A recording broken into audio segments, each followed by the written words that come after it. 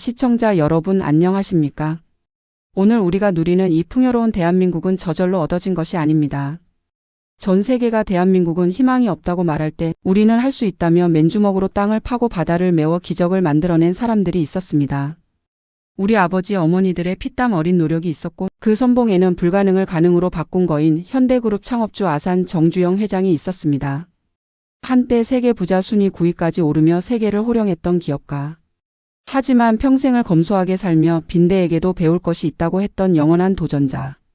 오늘 이 시간 흑수저 농사꾼의 아들에서 대한민국 경제의 신화가 된 정주영 회장의 뜨거운 인생 역정을 통해 우리 가슴속에 잠들어 있는 할 수 있다는 의지를 다시 한번 깨워보겠습니다. 강원도 통천의 가난한 농가에서 태어난 소년 정주영. 그의 꿈은 그저 배불리 먹는 것이었습니다.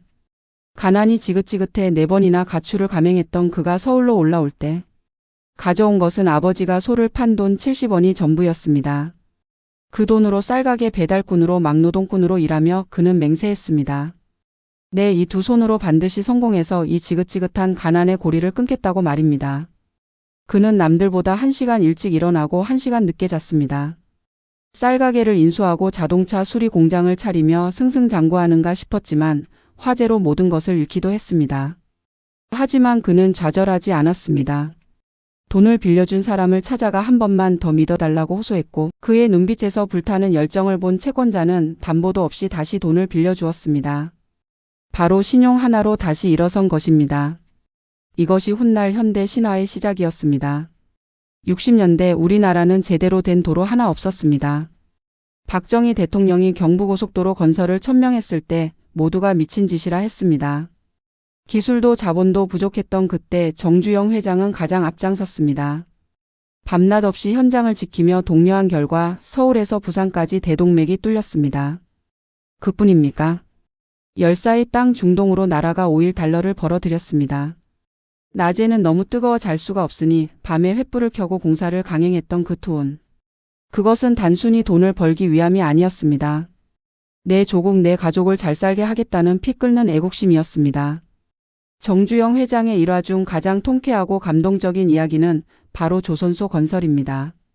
배를 만들어 본 적도 없는 나라에서 돈도 없이 조선소를 짓겠다고 하니 누가 믿겠습니까? 일본도 미국도 모두 고개를 저었습니다.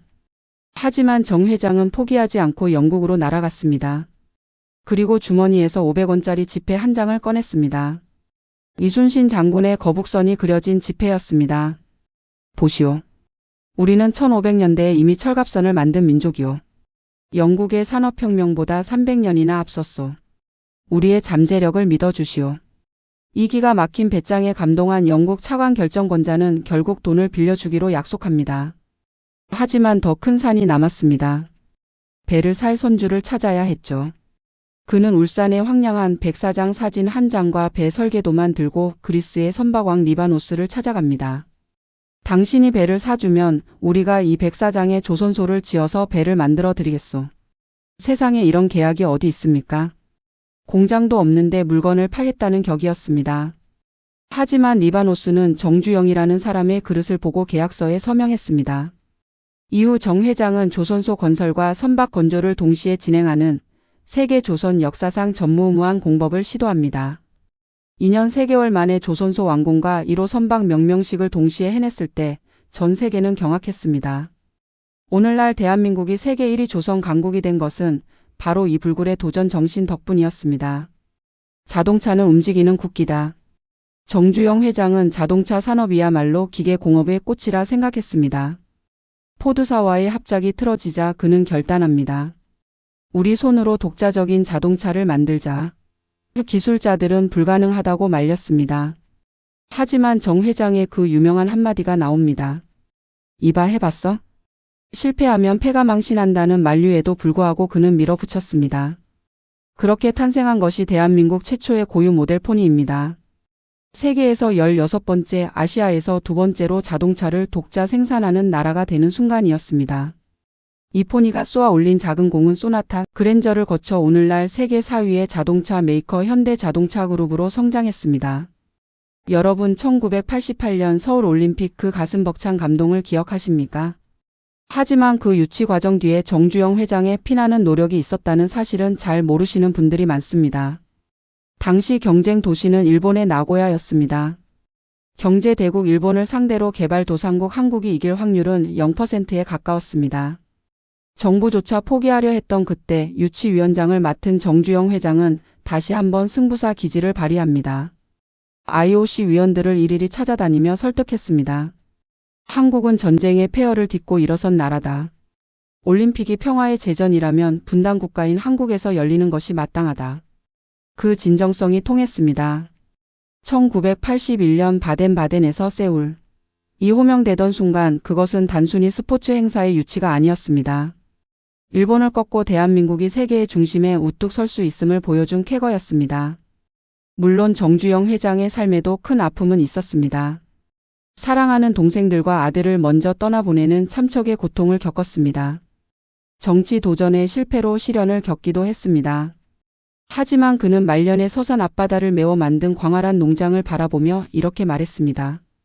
손톱이 빠지도록 돌밭을 일궈 한 뼘 한 뼘 농토를 만들었던 아버님의 인생에 이 농장을 바치고 싶었다. 그는 세계적인 재벌이었지만 마음만은 언제나 흙냄새 나는 농부였습니다. 그가 우리에게 남긴 유산은 거대한 공장이나 빌딩이 아닙니다. 바로 시련은 있어도 실패는 없다는 불굴의 의지, 그리고 우리 민족은 무엇이든 할 수 있다는 자신감입니다. 존경하는 시청자 여러분. 지금 경제가 어렵다고들 합니다. 살기 팍팍하다고 한숨 쉬는 젊은이들도 많습니다. 하지만 우리는 기억해야 합니다. 전쟁의 폐허 속에서도 기름 한 방울 나지 않는 땅에서도 세계 10대 경제. 대국을 일궈낸 DNA가 우리 몸속에 흐르고 있다는 사실을 말입니다. 오늘 하루 정주영 회장의 목소리를 떠올려 봅시다. 임자 해봤어? 지금까지 대한민국 경제의 영원한 마청 아산 정주영 회장의 이야기였습니다. 이 영상이 여러분의 가슴에 작은 불씨가 되었기를 바랍니다. 감사합니다.